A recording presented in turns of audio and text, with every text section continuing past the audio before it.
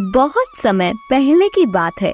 एक गांव में चरणदास नाम का आदमी अपनी पत्नी कलावती के साथ रहता था। अगर कभी कोई झूठ या ठगी बात करता तो चरणदास इन दोनों में मास्टर थे।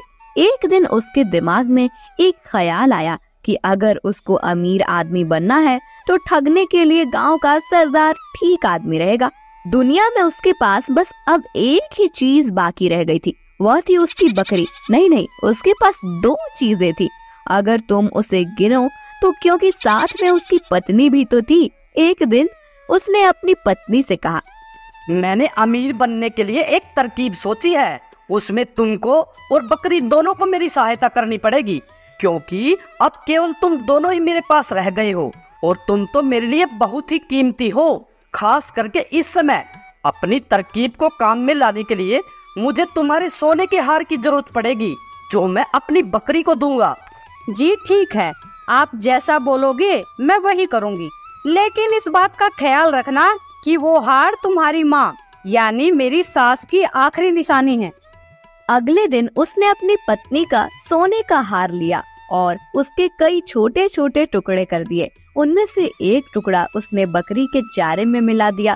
बाद में जब बकरी ने लीद की तो उसमें वह सोने का टुकड़ा चमक रहा था। उसने फिर एक बार बकरी के चारे में एक सोने का टुकड़ा मिला दिया और बकरी को लेकर वह गांव के सरदार के घर पहुंचा और आवाज लगाई, सरदार की जय हो, सरदार अमर रहे। कहो मेरे बच्चे, कैसे आना हुआ? सरदार, मेरे पास एक बहुत ही खास खबर है जिससे आप सबसे अमीर आदमी बन सकते हो। तब तुम ये खबर अपने पास ही रखकर खुद ही अमीर क्यों नहीं बन जाते? क्योंकि इतनी अमीरी तो केवल सरदारों को ही अच्छी लगती है। जहांपना, अगर मैं इतना अमीर बन गया तो मुझे यकीन है वह खजाना मुझसे आप ले लेंगे। इसलिए मैंने यह सोचा कि उसे मैं आपको अपने आप ही दे दूं। चरणदास, तुम बहुत ही अक्लमंद आदमी हो। बताओ क्या खबर है? चरणदास ने अपनी बकरी और उसकी लीद सरदार को दिखाई। सरदार को ऐसी बकरी देखकर बहुत आश्चर्य हुआ जो अपनी लीद में सोना निकालती है। इससे पहले ही वह अपने आश्चर्य पर काबू पाता कि इतने में बकरी ने फिर से लीद दे दी और उसमें भी सोने का एक टुकड़ा चमचमा रहा था। तुम इस बकरी का क्या लोगे? और देखो, ठीक दाम बताना, क्योंकि तुम जानते हो कि मैं तुमसे ये बकरी बिना कुछ दिए भी ले सकता हूँ। मैं हमेशा ठीक ही बोलता हूँ जहांपना, आपके एक बहुत ही छोटे नौकर की हैसियत से मैं इसका दाम केवल 100 सोने के टुकड़े और 100 चांदी के टुकड़े मानता हूँ। चरणदास, तुमको 100 सोने के टुकड़े और 100 चांदी के टुकड़े मिल जाएंगे। चरणदास को तो विश्वास ही नहीं हुआ कि सरदार इतना दयालु था। चरणदास फिर बोला, जहांपना, कोई आपका सोना चोरी न कर ले, इसलिए आप बकरी को अलग ही रखना और अपने बहुत ही खास आदमी को उसकी रक्षा के लिए रखिएगा। इतना कहकर वह वहाँ से चला गया। 4 दिन बाद उस बकरी को जहाँ रखा गया था वह जगह उसकी लीद से भर गई। सरदार के नौकरों ने वह पूरी लीद छान मारी, पर उनको सोने का एक टुकड़ा भी नहीं मिला। ये देखकर सरदार गुस्से से भर गया और बोला, उस कमीने को मेरे पास जिंदा लेकर आओ, और अगर वह न आए तो उसको मार दो और उसका मरा हुआ शरीर देकर आओ, ताकि मैं उसको गिद्धों को खाने के लिए फेंक सकूं। चरणदास तो इसके लिए पहले से ही तैयार था, क्योंकि उसको मालूम था कि सरदार उसको बुलाएगा, क्योंकि उस बकरी की लीद में सोना तो निकलना ही नहीं था। उसने अपनी पत्नी को अपना प्लान पहले से ही बता दिया। कलावती, जब हम सरदार के पास जाएंगे, जो कुछ भी मैं तुमसे कहूँ उस हर बात पर बहस करना और उसको काटना। इस तरह हम आपस में लड़ेंगे और वहाँ से आके मैं देख लूंगा। जी ठीक है, आप जैसा बोलोगे मैं वही करूंगी। उसने एक थैली में खून जैसा लाल रंग लिया और अपनी पत्नी के पेट पर बांध दिया। जैसे ही सरदार के आदमी उसके पास आए, उसने अपनी पत्नी को भी साथ लिया और उनके साथ चल दिया। सरदार के घर आकर चरणदास ने सलाम किया और बोला, सरदार की जय हो, सरदार अमर रहे। जहांपना, आपने मुझे बुलाया? चरणदास, तुमने तो कहा था कि तुम्हारी बकरी अपनी लीद में सोना निकालती है। मैंने उसको तुम्हारे कहे अनुसार 4 दिन तक एक अकेली जगह में रखा, पर मुझे उसकी लीद में सोने का एक टुकड़ा भी नहीं मिला। जहाँपना, पर मैंने तो आपसे यह केवल कहा नहीं था, बल्कि करके भी दिखाया था। उसकी पत्नी बोली, सरदार, इसने आपको धोखा दिया था। बकरी की लीद से कोई सोना वोना नहीं निकलता। चरणदास चिल्लाया। चुप रह झूठी। कलावती ने भी जवाब में कहा, तुम झूठे हो। चरणदास ने गुस्सा होने का बहाना करते हुए अपनी पत्नी को बहुत डांटा। फिर उसने अपना छोटा सा चाकू निकाला, उसके पेट पर लिपटा हुआ वह थैला काट दिया। इससे इस थैले में भरा सारा खून फर्श पर बिखर गया और उसकी पत्नी जमीन पर गिर पड़ी। यह देखकर सरदार चिल्लाया, तुमने अपनी पत्नी को मार दिया? आपने मुझे बुलाया था ना? क्यों बुलाया था? जल्दी बताइए, ताकि मैं अपनी पत्नी को फिर से जिंदा कर सकूं।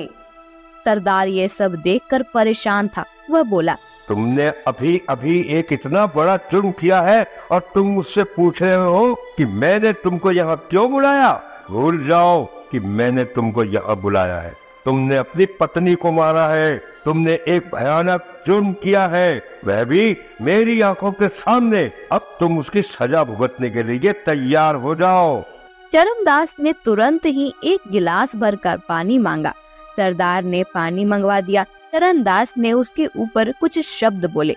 फिर उसने अपनी गाय की पूंछ का चवर उस पानी में डुबोया और उस पूंछ को 7 बार झटक कर उससे एक आवाज करते हुए वह पानी अपनी पत्नी पर छिड़क दिया। वह बोला, इसका कटा हुआ शरीर ठीक हो जाए और मैं तुझे हुक्म देता हूँ कि तू उठ जा। उसकी पत्नी तुरंत ही उठकर बैठ गई। अब उसका भी कहीं से कटा हुआ नहीं था। गाय की उस पूंछ के चंवर की ताकत को देखकर सरदार ने सोचा कि अगर यह चंवर उसके पास हो तो वह कितना ताकतवर हो जाएगा। वह अपने उन सब मरे हुए लोगों को जिंदा कर सकता है जो मर गए थे। तो वह चरणदास से बोला, मैंने तो कभी ये सोचा भी नहीं था कि मैं अपनी आंखों से ऐसी ताकत देख पाऊंगा। मुझे लगता है कि मैं लीद में सोना निकालने वाली बकरी के बदले यह चंवर लेना ज्यादा पसंद करूंगा। चरणदास, तुम मुझे इसे कितने में बेचोगे? जहाँपना, मुझे यकीन है कि आप जानते हैं यह चंवर इस बकरी से कहीं ज्यादा कीमती है, पर मैं आपको इसे 200 सोने के टुकड़े और 200 चांदी के टुकड़े में दे दूंगा। सरदार ने उस चंवर के दाम चरणदास को दे दिए और वह चंवर उससे ले लिया। एक दिन जब सरदार अपने सलाहकारों के साथ खा पी रहे थे तो उसी समय उसकी एक पत्नी वहां और खाना रखने के लिए आई। तो उसने उन लोगों से कहा, मैं पहले अपनी पत्नी को मार दूंगा और फिर इसे जिंदा करूंगा। तुरंत ही उसने अपनी पत्नी को पकड़कर जमीन पर गिरा दिया और उसका गला काट दिया। उसका एक सलाहकार ये देखकर घबरा गया और चीख पड़ा, सरदार, यह आपने क्या किया? आपने तो उन्हें मार ही दिया। ठीक है, अब हम खाना खाते हैं और पीते हैं। बाद में मैं इसको जल्द ही जिंदा कर दूंगा। पर उसके सलाहकारों को तो चिंता हो रही थी। उन्होंने सरदार को उसे जल्दी ही जिंदा करने को कहा। सरदार ने तब वह चंवर पानी से भरे ग्लास में डुबोया और चरणदास की तरह कुछ शब्द बोले। फिर उसने चंवर को 7 बार हवा में हिलाया और उसका पानी अपनी पत्नी के शरीर पर छिड़क दिया। उसने उसको हुक्म दिया कि वह उठ जाए, पर वह तो वहीं की वहीं पड़ी रही, हिली भी नहीं वहां से। उसने वह सब एक बार और दोहराया, पर फिर भी कुछ नहीं हुआ। ये देखकर वह खुद भी डर गया। उसने अपने नौकरों को फिर से चरणदास को लाने के लिए कहा और बोला, अब की बार तो चरणदास को मरना ही पड़ेगा। नौकर चरणदास को सरदार के पास ले आए। इस हरामखोर के हाथ पैर बांधकर डूबने वाली चीज में डाल दो और इसे नदी के सबसे गहरे हिस्से में फेंक दो। उन आदमियों ने चरणदास के हाथ बांधे और एक चमड़े के थैले में डालकर उस थैले का मुंह रस्सी से बांध दिया। फिर वे उसे फेंकने के लिए नदी की ओर चल पड़े। वे सुबह से लेकर शाम तक चलते रहे। अब उनको लघु शंका के लिए जाना था। तो वह थैला उन्होंने सड़क के किनारे रख दिया और एक झाड़ी की तरफ चले गए। इससे पहले कि वे वहां से लौट कर आते, एक व्यापारी अपने गधे पर चढ़कर वहाँ से गुजर रहा था। चरणदास को कुछ आवाज आई तो वह थैले में से बोला, मेहरबानी करके कोई मेरी मदद करो, मुझे सोना चांदी नहीं चाहिए। सरदार अपनी जिंदगी बचाने के लिए मुझे अपना खजाना देना चाहता है, पर मुझे उसका कोई खजाना वजाना नहीं चाहिए। मैं गरीब ही ठीक हूँ। तुम पागल हो गए हो क्या? अरे हर आदमी अमीर होना चाहता है और तुम कह रहे हो कि तुम गरीब ही ठीक हो। हाँ, मैं ठीक कह रहा हूँ। वह खजाना तुम ले लो। यह पैसा मेरे लिए हमेशा से ही एक परेशानी रहा है। तुम मुझे खोल दो और तुम मेरी जगह इस थैले में बैठ जाओ। मुझे वह खजाना नहीं चाहिए, वह खजाना तुम ले लो। उस आदमी ने तुरंत ही वह थैला खोला, चरणदास को बाहर निकाला और खुद उस थैले में बंद हो गया। चरणदास उस आदमी के गधे पर बैठकर वहां से चला गया। कुछ ही देर में सरदार के आदमी लघु शंका से वापस आ गए। उन्होंने वह थैला उठाया और उसे उठाकर चल दिए। उनमें से एक बोला, आखिर चरणदास तुम हमारे हाथ लग ही गए। अब तुम किसी को धोखा नहीं दे पाओगे। हम तुम्हें अब नदी में फेंक देंगे। वो आदमी ये बातें सुनकर थैले में से चिल्लाया, नहीं नहीं, मैं चरणदास नहीं हूँ, मैं हूँ, मुझे खोल दो। हाँ हाँ, वह तुम ही हो, वह तुम ही हो। ये कहकर उन्होंने उस थैले को नदी में फेंक दिया और सरदार के पास लौट गए। पर इससे पहले कि सरदार के नौकर उसको सारी खबर बताते कि चरणदास गधे पर सवार होकर वहां आ पहुंचा। सरदार तो उसको देखकर कुछ बोल ही नहीं सका। चरणदास सरदार से बोला, सरदार सरदार, आपके पुरखों ने आशीर्वाद भेजा है। अच्छा हो अगर आप भी उनसे मिलने वहाँ चले जाए। वे आपको बहुत याद करते हैं। वहाँ सोना और चांदी टनों में है। वे चाहते हैं कि आप खुद वहाँ जाकर वह सोना चांदी ले आए। आपको वहाँ जरूर जाना चाहिए जहाँ मैं गया था। जब तक आप वहाँ से लौटकर नहीं आते तब तक मैं यहाँ रहता हूँ। यह सुनकर सरदार ने अपने गांव वालों को बुलाया और उनसे कहा, चरणदास ने मेरे पुरखों को देखा है, मैं भी उनको देखने जाना चाहता हूँ। जब तक मैं उनके दर्शन करके नहीं आता तब तक यह चरणदास ही तुम्हारा सरदार रहेगा। चरणदास ने सरदार के नौकरों से सरदार को वैसे ही चमड़े के थैले में बांधकर नदी के सबसे गहरे हिस्से में फेंक देने के लिए कह दिया। सरदार के आदमी सरदार को थैले में बांधकर नदी पर ले गए और उसको नदी में फेंक दिया। चरणदास ने उस गांव पर कई सालों तक राज किया और जब सरदार वापस नहीं आया तो वह उस गांव का असली सरदार बन गया। इस तरह से गांव का वह ठग गांव का असली सरदार बन गया। रामधन तिवारी को परमात्मा ने सब कुछ दिया था, किंतु संतान के बिना उनका घर सूना था। धन धान्य से भरा पूरा घर उन्हें जंगल की तरह जान पड़ता। संतान की लालसा से उन्होंने न जाने कितने तप जप और विधान करवाए और अंत में उनकी ढलती उम्र में पुत्र तो नहीं पर एक पुत्री का जन्म हुआ। उसका नाम रखा गया सोना। सोना का लालन पालन बड़े लाड़ प्यार से होने लगा। कुछ साल बीत जाने के बाद जब सोना ने 8वीं कक्षा पास कर ली तो एक शाम तिवारी जी ने अपनी पत्नी ललिता से कहा, देखो ललिता, सोना ने 8वीं क्लास पास कर ली है। अब मैं चाहता हूँ कि उसकी आगे की पढ़ाई घर रहकर ही करवाई जाए। घर में रहकर पढ़ाई करेगी तो 4 घंटे की पढ़ाई 2 घंटे में ही कर लेगी। मैं कल ही सोना के लिए किसी अच्छे से मास्टर का इंतजाम करता हूँ। देखो जी, मैं ठहरी अनपढ़ औरत, मुझे पढ़ाई लिखाई के बारे में कुछ नहीं पता। जैसा आप बाप बेटी को अच्छा लगे वैसा करो। जैसे ही सोना को इसके बारे में पता चला वह अपनी माँ के पास आकर बोली, माँ, मैं स्कूल नहीं छोड़ूंगी। मैं साफ साफ पिताजी से कह दूंगी कि घर में नहीं पढ़ूंगी। भला घर में भी कहीं पढ़ाई होती है, चाहे कुछ हो जाए। मैं यह बात तो मानूंगी ही नहीं। आजकल कुछ नहीं बोलती हूँ तो इसका यह मतलब तो नहीं कि जिसकी जो मर्जी हो वही करते चले। शाम को जैसे ही तिवारी जी आए वह सारा साहस बटोरकर उसके कमरे की तरफ चल पड़ी। जैसे ही कमरे में घुसी तिवारी जी बोल पड़े, देखो सोना बिटिया, मैंने तुम्हारे लिए एक अच्छे से मास्टर जी की व्यवस्था कर दी है। वे कल से ही तुम्हें पढ़ाने आएंगे। यूँ भी आजकल स्कूलों में कहाँ की पढ़ाई लिखाई होती है, सिवाय उद्यम धाड़े के। घर में ही मन लगाकर पढ़ोगी तो 2 घंटे में ही 4 घंटे की पढ़ाई कर लोगी और फिर हमारी बिटिया बुद्धिमान भी तो है, बस 2 साल में मैट्रिक हो जाएगी, ठीक है ना? सोना को लगा कि उसकी सारी दृढ़ता, सारा संकल्प बहता चला जा रहा है। उसके मुंह से केवल इतना ही निकला, ठीक है पिताजी। कमरे में आकर वह बहुत रोई, अपने को बहुत कोसा। मैंने क्यों नहीं साफ साफ कह दिया? मैं क्यों मान गई पिताजी की बात? उसके मन की बात उसके मन में ही घुट कर रह गई। दूसरे दिन से ही मास्टर जी पढ़ाने के लिए आने लगे। 2 साल बीत जाने के बाद सोना 10वीं क्लास में अच्छे नंबरों से पास हुई। गांव के सभी लोगों ने सोना की कुशाग्र बुद्धि की तारीफ की। इसके आगे अधिक पढ़ाकर तिवारी जी को कन्या से कुछ नौकरी तो करवानी न थी, इसलिए सोना का पढ़ना बंद करवा दिया। अब सोना 14 साल की हो गई थी।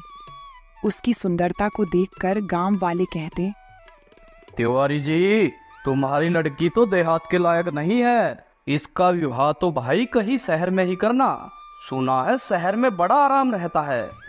इधर तिवारी जी की बहन जानकी, जिसका विवाह हुआ तो गांव में ही था, किंतु कुछ सालों से शहर में जाकर रहने लगी थी और अच्छा जीवन व्यतीत कर रही थी।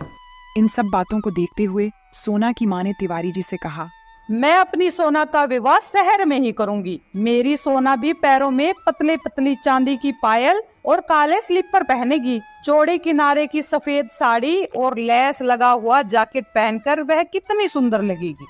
ललिता, क्यों उसके पीछे पड़ी रहती हो? जितने दिन है खेल खा लेने दो। तुम्हारे घर जीवन भर थोड़ी ही पड़ी रहेगी। किंतु यह कितने दिन चल सकता है? लड़की का विवाह तो करना ही पड़ता है। वैसे पास के गांव में ही कई लड़के थे जिससे सोना का विवाह हो सकता था। एक दिन तिवारी जी की बहन और जीजा जी उनके घर आए। उसकी बहन ने कहा, भाई, तुम्हारे जीजा ने सोना के लिए एक अच्छा लड़का देखा है। हमारे शहर का ही है, कंपनी में नौकरी करता है, अच्छा घर बार है। घर में सिर्फ बेटा और माँ ही रहते हैं। अगर आप बोलो तो तुम्हारे जीजा जी कल ही लड़का दिखा देंगे। बहन, आपने तो मेरे मन की बात बोल दी। मैं भी आपसे यही कहने वाला था। और फिर हम तो चाहते भी यही है कि सोना बिटिया का विवाह शहर में ही हो। अगले दिन ही तिवारी जी अपने जीजा जी के साथ लड़का देखने के लिए शहर चले गए। जब तिवारी जी ने मोहन और उनके घर को देखा तो उनकी खुशी का ठिकाना न रहा। तिवारी जी ने 1 रुपया देकर शादी पक्की कर ली। घर आकर तिवारी जी के जीजा जी बोले, कहो तिवारी, है ना लड़का 100 में से 1? है कोई तुम्हारे गांव में ऐसा? जब कपड़े पहनकर हैट लगाकर निकलता है तब कोई नहीं बता सकता कि साहब नहीं है। सब लोग झुक के सलाम करते हैं। घर में देखा कितना पर्दा है। इसकी माँ बूढ़ी हो गई है, पर क्या मजाल कि कोई परछाई भी देख ले। भाई नारायण, मैं तुम्हारे इस उपकार का सदा आभारी रहूंगा। हमारे ढूंढे तो ऐसा घरवार कभी ना मिलता। हम देहात के रहने वाले शहर का हालचाल क्या जाने, पर तुमने मेरी सोना को अपनी लड़की समझकर जो उसके लिए इतनी भाग दौड़ की है और ऐसा अच्छा जोड़ा मिला है, इस उपकार को मैं कभी नहीं भूलूंगा। सोना ने जब सुना कि उसका विवाह हो रहा है, वह दौड़कर अपनी माँ के पास आई। उसने पूछा, माँ, विवाह कैसा होता है और क्यों होता है? ललिता के सामने यह बड़ा जटिल प्रश्न था। वह समझ ही न सकी कि इसका क्या उत्तर दे, किंतु उसकी बुआ जी ने तुरंत बात बना ली। सोना, विवाह होने पर अच्छे अच्छे कपड़े गहने मिलते हैं, इसलिए विवाह होता है। बुआ जी, फिर क्या होता है? फिर सास के घर जाना पड़ता है। मैं तुझे अपने साथ लेके चलूंगी। वो तो मैं पहले से ही जानती थी बुआ जी कि विवाह करने पर सास के घर जाना पड़ता है, पर मैं कहीं नहीं जाऊंगी। अभी से कह देती हूँ, विवाह करो चाहे ना करो। कहती हुई सोना खेलने चली गई। ललिता की आंखों में आंसू बनकर उमड़ आए। वो बोली, अभी बचपना है, बड़ी होगी तब सब समझ जाएगी। फिर तो ससुराल से आना 1-2 दिन के लिए भी कठिन हो जाएगा। भाभी देखो ना, मैं 2-4 दिन के लिए आती हूँ तो रात दिन बस वही की फिक्र लगी रहती है। जहाँ गृहस्थी का झंझट सर पर पड़ा, सब खेलना कूदना भूल जाएगी। जब तक विवाह नहीं होता तभी तक का खेलना खाना समझो।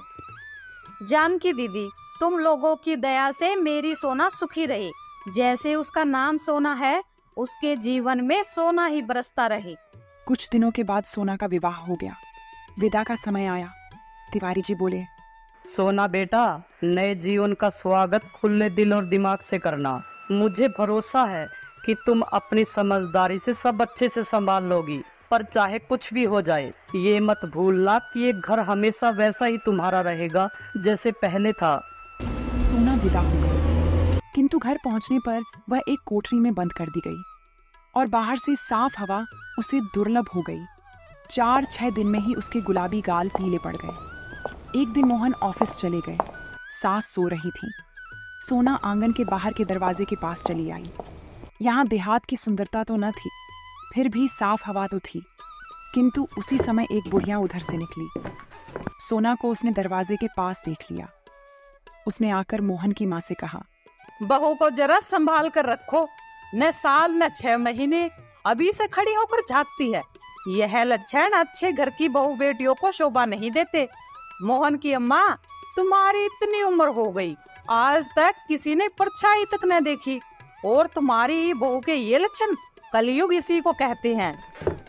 बुढ़िया तो उपदेश देकर चली गई, पर सोना को उस दिन बड़ी डांट पड़ी। उसकी समझ में ही न आया कि दरवाजे के पास जाकर उसने कौन सा अपराध कर डाला। इसी बीच जब तिवारी जी सोना को लेने आए तो उसे ऐसा जान पड़ा जैसे किसी ने डूबने से बचा लिया हो। पिता को देखकर वह बड़ी खुश हुई। घर आकर सोना ने कहा, पापा, अब मैं कभी ससुराल नहीं जाऊंगी। सारा दिन एक ही कोठरी में बंद रहना पड़ता है। अगर गलती से भी दरवाजे पर चली गई तो वो लोग ऐसे चिल्लाते हैं जैसे मुझसे कोई बहुत बड़ा अपराध हो गया हो। बेटा, तुम चिंता मत करो। जब मोहन तुम्हें लेने आएगा तो मैं उसे समझा दूंगा। सोना को आए अभी 15 दिन भी न हुए थे कि मोहन सोना को लेने के लिए आ गए। वे जब आ रहे थे तो सोना उन्हें रास्ते में ही पेड़ पर चढ़ी हुई मिली। उसके साथ और भी बहुत से लड़के लड़कियां थीं। उसकी आंखों में खून उतर आया। अपना क्रोध वे चुपचाप पी गए, किंतु उसी समय उन्होंने मन ही मन प्रतिज्ञा की कि अब वे सोना को मायके कभी न भेजेंगे। सोना जब ससुराल आई तो उसकी सास ने कहा, मोहन, तेरे मामा जी का फोन आया था। वो बोल रहे थे कि उनकी तबीयत कई दिनों से खराब चल रही है। मुझे 1-2 दिन के लिए जाना पड़ेगा। और बहू, तुम मेरे जाने के बाद घर का अच्छे से ख्याल रखना। बिना काम के घर से बाहर मत जाना, समझी ना? अगले दिन ही मोहन की माँ अपने घर चली गई। मोहन भी ऑफिस के लिए चला गया तो पड़ोस में रहने वाला बनिए का लड़का फैजू आया और बोला, भाभी जी, सुई धागा हो तो जरा मेरी कुर्ते में बटन लगा दो। मुझे कुश्ती देखने जाना है। कुश्ती देखने जाना है कि लड़ने? दोनों काम करने भाभी जी। पहले बटन तो लगा दो, नहीं तो देरी हो जाएगी। सोना सुई तागे से बटन लगाने लगी। फैजू वहीं फर्श पर सोना से जरा दूर हटकर बैठ गया। इतने में मोहन भी घर आ गया, क्योंकि उसने सोचा था कि माँ घर पर नहीं है तो कुछ समय सोना के साथ बीत जाए। लेकिन जैसे ही वो घर में घुसे तो फैजू को सोना के पास बैठा देखकर उनके बदन में आग सी लग गई। वे क्षण भर वहीं खड़े रहे, परंतु अपने गुस्से को चुपचाप पीकर अंदर आ गए। सोना जैसे ही अंदर आई, पति का चेहरा देखकर वह सहम सी गई। उसकी बोहें छड़ी हुई और आंखें गीली थीं। उसने पूछा, जी, आज इतनी जल्दी कैसे लौट आई? सोना, मैंने तुझे कितनी बार बोला है कि इन जैसे लफंगों से दूर रहो, लेकिन तुम मेरी सुनती ही कहाँ हो। ऐसे ही चलता रहा तो एक दिन घर छोड़कर भाग जाऊंगा। इस बार मुझे माफ कर दो। अब तुम जो कहोगे मैं वही करूंगी। यह बात आज क्या तुम पहली बार बोल रही हो? मैं सब जानता हूँ। तुम्हारे कारण मैं शहर में सिर उठाने लायक नहीं रहा। जिधर जाओ उधर लोग तुम्हारी ही चर्चा करते फिरते हैं। मेरे मुंह पर कोई कुछ नहीं कहता तो क्या हुआ, बाद में कानाफूसी करते हैं। तुम्हारे ऊपर तो जैसे इसका कुछ असर ही नहीं पड़ता। जो जी में आता है करती हो। भला यह फैजू तुम्हारे पास बटन लगवाने क्यों आया था? तुम इनकार भी कर सकती थी। जरा सा तो काम था, पड़ोसी धर्म के नाते मैंने सोचा कर देना चाहिए, नहीं तो इनकार क्यों नहीं कर सकती थी। इसी प्रकार जरा जरा सी बातों से बड़ी बातें हो जाया करती है। निभाया करो पड़ोसी धर्म, मगर मेरी इज्जत का ख्याल मत करना। कहते हुए मोहन बाहर चले गए। वह कटे हुए वृक्ष की भांति नीचे गिरकर रोई। रोने के बाद उसका जी हल्का हुआ। उसे अपने गांव का जीवन याद आने लगा। वहां सबसे बोलने बात करने की स्वतंत्रता थी। वहां तो उसकी कभी चर्चा नहीं हुई। मैंने ऐसा कौन सा पाप कर डाला जिसके कारण इन्हें शहर में सिर उठाने की जगह नहीं रही। यदि किसी का कुछ काम कर देना, बोलना या बात करना पाप है, तो यह पाप जाने अनजाने में मुझसे सदा ही होता रहेगा। ऐसे जीवन से तो मर जाना अच्छा है। मैं घर के अंदर पर्दे में नहीं बैठ सकती। रात को सोना चूहे मारने वाली दवा खाकर सो गई। सुबह हुई तो उसकी आंख न खुल पाई। यह ऐसी नींद थी जिसने सोना को सदा के लिए शांति दे दी। तिवारी जी भी उसी दिन सोना को लेने के लिए आ गए, लेकिन जब अंदर से रोने की आवाज आई तो उससे रहा न गया। अंदर जाकर देखा तो सोना की लाश जमीन पर पड़ी थी। कन्या की लाश गोद में लेकर दहाड़े मार मार कर रोने लगे। तिवारी जी इस बीच कई बार सोना को लेने आ चुके थे, किंतु मोहन ने विदा न किया। अंतिम संस्कार के बाद जब मोहन लौटे तो मेज पर उन्हें सोना का पत्र मिला। मेरे पति देवता, मैं मर रही हूँ। मरने वाला कभी झूठ नहीं बोलता। आज तो अंतिम बार विश्वास कर लेना, मैं निर्दोष थी। मुझे ऐसा लगता था कि या तो यह दुनिया मेरे लायक नहीं है या मैं ही इस दुनिया के योग्य नहीं हूँ। आप मेरी एक कठिनाई शायद समझ नहीं सके। एक वातावरण से दूसरे वातावरण में पहुँचने में मैं अपने आप को शीघ्र ही अनुकूल बना लेने में असमर्थ पाती थी। अपने मरने का मुझे कोई अफसोस नहीं। दुख है तो केवल इतना ही कि मैं आपको कभी सुख न दे सकी। आपकी अभागिन सोना। मोहन ने जब पत्र पढ़ा तो उसे बहुत दुख हुआ। उसे लगा कि उसने सोना को ना समझ के जिंदगी की बहुत बड़ी गलती की है, पर अब पछताने से क्या हो सकता था जब सोना ही ना रही।